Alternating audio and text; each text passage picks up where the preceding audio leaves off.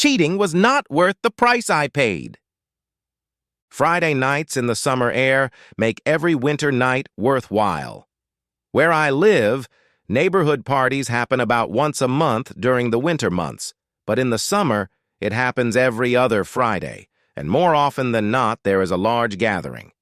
This has prompted the teenage girls who live in the neighborhood to start a very successful babysitting business, and all the kids, both young and old, have been happy to have their parents away for a few hours. The parties go from house to house, and about once a year we have what we call a progressive dinner party, where 5 families get together to organize a dinner, and each course is served at a different house. The party spends 40 minutes in one house, enjoying food, drinks, and conversation, and then everyone moves on to the next house and the next course. The last course is coffee and dessert, and it's a good thing we all live within walking distance of the last house. It takes the load off one family, and it's a lot of fun.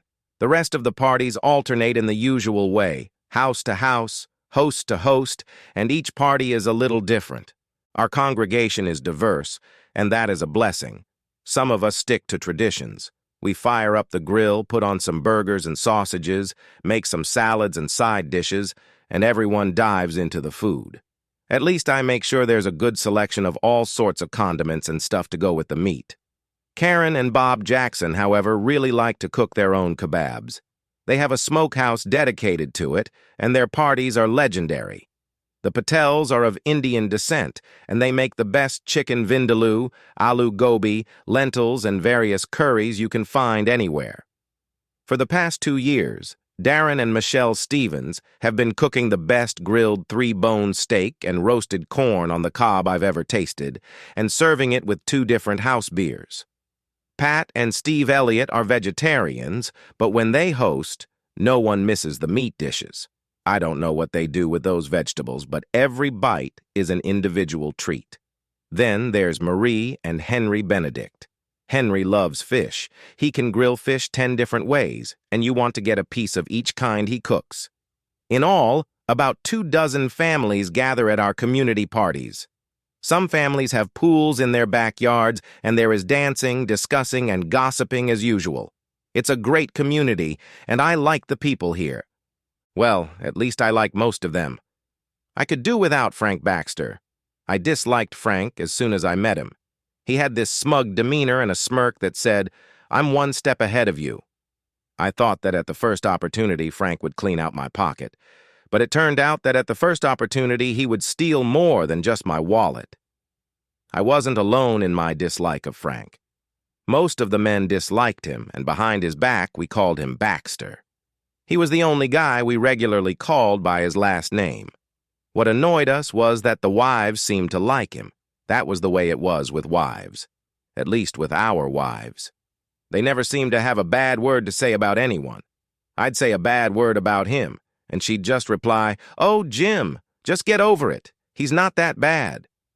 I had known Julie for 12 years. We had been married for 8 years, and that comment was the only time in our entire marriage that I felt uncomfortable in our relationship. Baxter was a predator. It was the middle of May, and we were gathered at our house. Steaks and potatoes were grilling on 2 grills, and asparagus and assorted vegetables were roasting in the oven. Salads were waiting in the refrigerator. There were about 16 couples. The rest were on vacation or other reasons. Steve was working behind the bar a few steps away from the grill. I laid out horseshoes, by which you can always tell who's had too much to drink. Music was playing from the speakers in the back windows, and everyone was having a great time. As always, the guys gathered around the grill, going from one grill to another, from bar to horseshoes to dancing in the yard, discussing the business of the day. Actually, we never used the word affairs, but I began to notice that every married man cast a casual glance in Baxter's direction. Baxter never socialized with the men at the grill.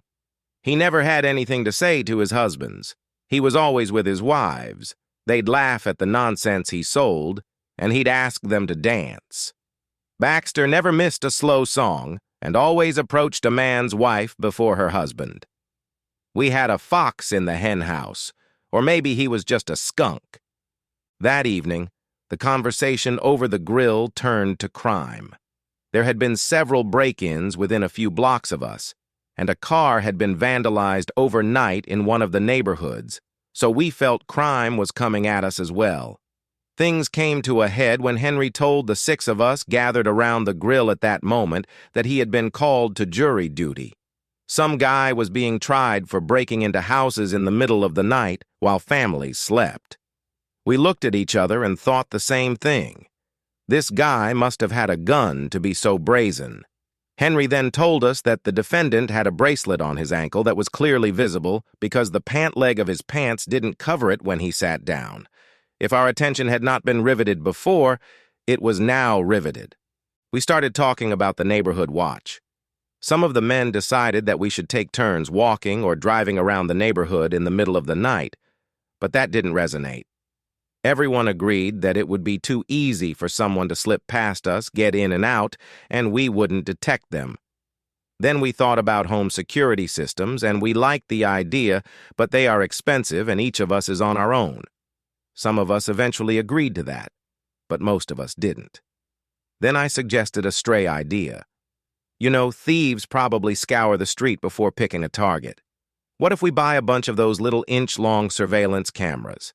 They could be made to take a picture every few seconds, and the rotating buffer would last for days, and the batteries even longer. We could Velcro them to the exterior window casings on the second floor so they can monitor the exterior of our homes. That way we can keep an eye on each other, and if anyone notices anything suspicious, they can alert the others. There was a brief pause, and then we all looked over to Baxter. We don't need to tell everyone what we're doing. We don't need to make the wives worry unnecessarily. It was Henry again. Baxter danced a slow song with Marie. We ended the discussion by talking about motion detectors, outdoor lighting, and guns. Fortunately, my neighbors are mostly gun-averse, and I don't think the idea caught on. Nevertheless, I made a mental note to myself not to walk through my neighbors' backyards without alerting them. That same night, I ordered 4 of them to experiment with. After a week, I realized they were working and ordered another dozen to get started. I told myself that this was just a little toy to play with. If I was being truthful, I would admit that I didn't want my wife to know about it. I didn't want either wife to know. Baxter bothered me and, I think, other husbands. My fear was playing in my head and I knew I had to get it under control. Julie hadn't given me a single reason to doubt her.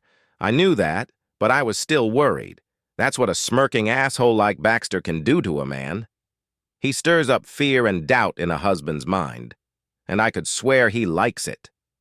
I checked my cameras every few days while Julie wasn't home or she was asleep. I've caught Jackson walking his dog, and twice he just stood there while the mutt peed on my mailbox pole. I know that's what dogs do, but it was frustrating to watch this and see Jackson doing nothing. I mentally marked that I would pee on his pole myself while everyone was asleep. I saw kids playing, the mailman delivering the mail, my neighbor across the street getting the morning paper in his boxers, great guy, husbands and wives going to work and coming home, and absolutely nothing out of the ordinary. Truth be told, I was relieved. This is the way things are supposed to be, and my mood improved with each viewing. What's more, I soon began to enjoy it. While I was usually at work, I was able to catch a glimpse of life in my neighborhood, and with the exception of a couple of dogs, I liked what I saw. About a week after we launched Neighborhood Watch, I got a call at work from George Mitchell. George and Margaret are about 15 years older than Julie and me, and they have always amazed me with how unshakable they seem. They are like the rock that holds the neighborhood together, and whenever we have questions or problems with the locals, I turned to George. He asked if I could meet him for lunch, and I agreed. It was a heavy lunch, and our usual roles reversed. We each ordered a Reuben and I, oddly enough, got a beer. He pulled out his tablet and started activating it. Last night I was going over the images from the camera set up in front of the house. I noticed something, and I need your opinion on what to do about it. George lives across the street from Baxter, so he had my attention. He unfolded the tablet and ran the image. I watched Baxter's front door closely, but saw nothing. Did you see it? No. What am I looking for? Look again. This time watch Baxter's backyard between his house and Darren's. Darren Stevens was one of our friends who had missed the last party. I watched, and there he was, right in the palm of my hand. Baxter was walking through the backyards toward Darren's house. George stopped the picture. You caught him walking home? George brought the image forward, turned the toggle switch, and started the viewer again. Almost 2 hours later. Sure enough, Baxter was walking home. We were both quiet for a while after that, until I finally stated the obvious. Darren's not going to like this. Well, that's the $64 question, isn't it? Do we tell him or keep it to ourselves? I mean, what do we really know? He stopped by for 2 hours, but they could have stayed on the back porch, and it would have been perfectly innocent. Or Darren could be married to a cheater and not know it. What do these wives see in this jerk? That question has been bugging me for a long time. George looked at me for a moment.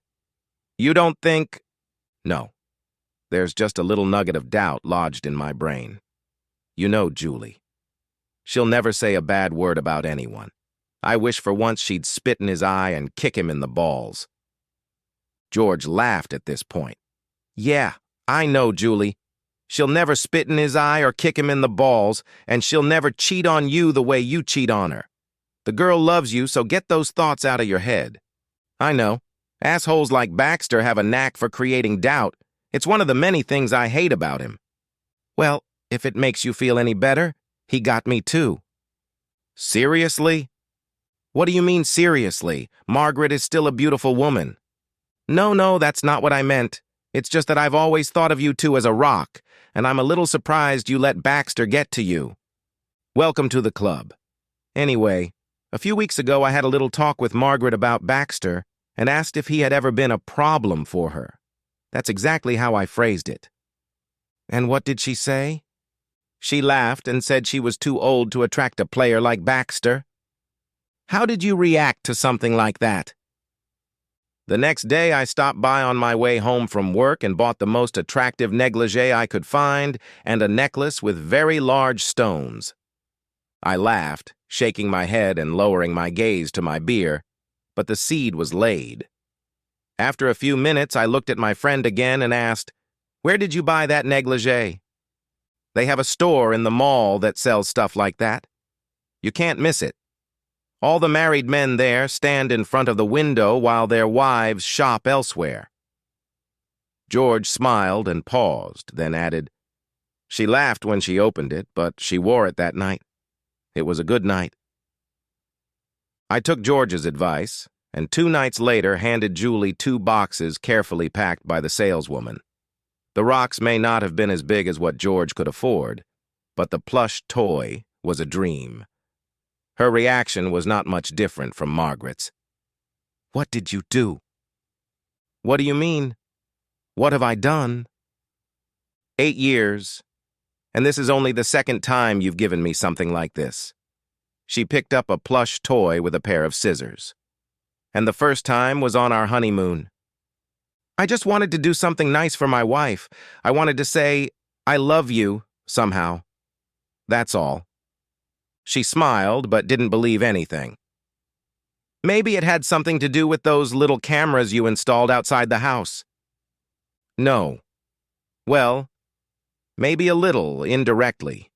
But I really wanted to show you that I love you very much and am more grateful for you than I can say. To that, I received a meaningful kiss. I love you too. So, what's up with the cameras? God, she was like a dog with a bone. It started out as a high-tech neighborhood watch, but I'm afraid it's turned into something else. She just sat there looking at me. We think we caught Baxter screwing around with one of the neighbor's wives. I responded with shock, followed by a fair amount of anger. And you thought I might be... No, never. But you had your doubts. I was afraid. I never doubted you, but I know the asshole's game, and I think he got in my head. She looked at me sadly, then kissed my lips, lightly rubbed my cheek, and said, Get your head out of your ass, Daniel.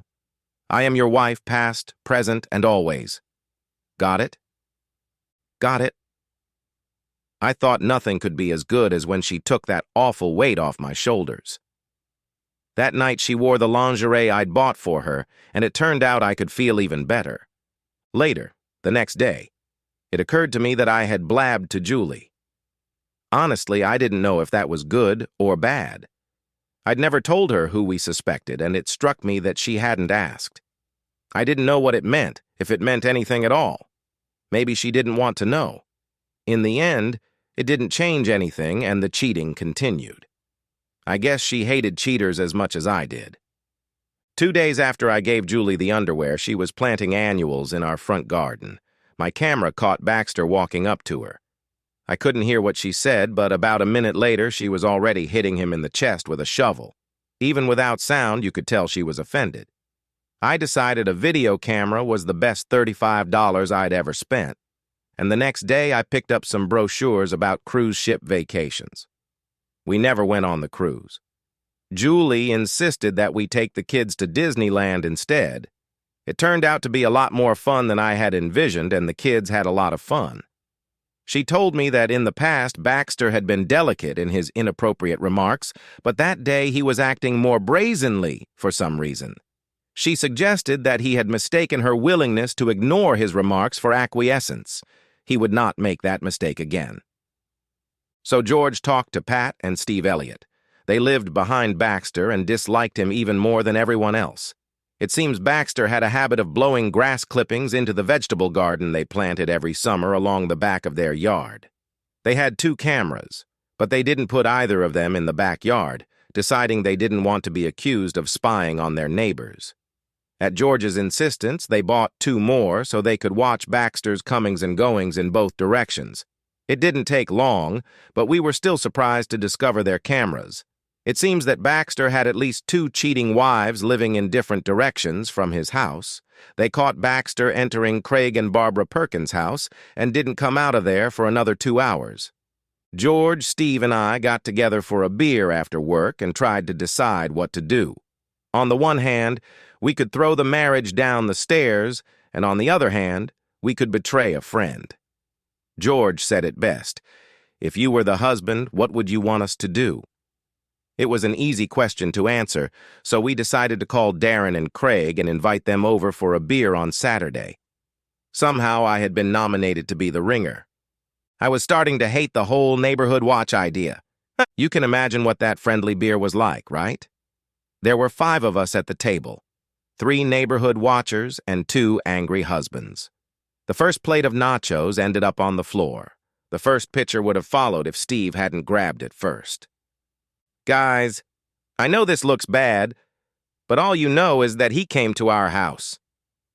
Yeah, he came to our wives for 2 hours while we were at work. Well, 2 hours anyway. We don't know if there was anything there. Their stares prevented me from finishing my sentence. Look, it's your decision. But if it were me, I'd want to know everything without a shadow of a doubt. How many times has he visited my wife? George spoke up. As far as we know, only once. Darren, I hate to tell you, but he's been to your house twice. And both times for 2 hours? We just nodded. How much do those cameras you buy cost? They're cheap. Only about $35 a piece. And we always buy an extra memory card to make it easier. I want 3, 1 each for the living room, kitchen, and bedroom. Me too. And how are you going to make sure your wives don't find them? I mentally pictured their wives finding the cameras, and then all hell broke loose, and they never got the answer they wanted. George had a solution. Try putting them in air conditioners. The grid will hide them. We anticipated their request, and I handed them each 3 cameras, along with extra batteries and memory cards. All I could say was, I hope we're wrong. Thanks, Daniel, but we all know you're not wrong. It didn't take long, and both men got the proof they needed. They kept quiet about it until they settled with their lawyers.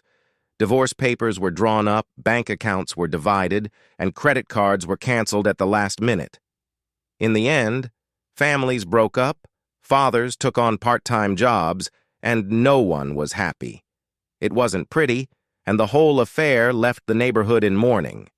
They say that divorce is like a death in the family. So, in our community, 2 died, and they were all people we loved and cared about. The first party after the breakup was somber. 2 wives were conspicuous by their absence, and 2 husbands by their drunkenness. That night we put our friends to bed, but the whole night felt more like a wake than a party. It took quite a while and a blazing fire before things returned to normal.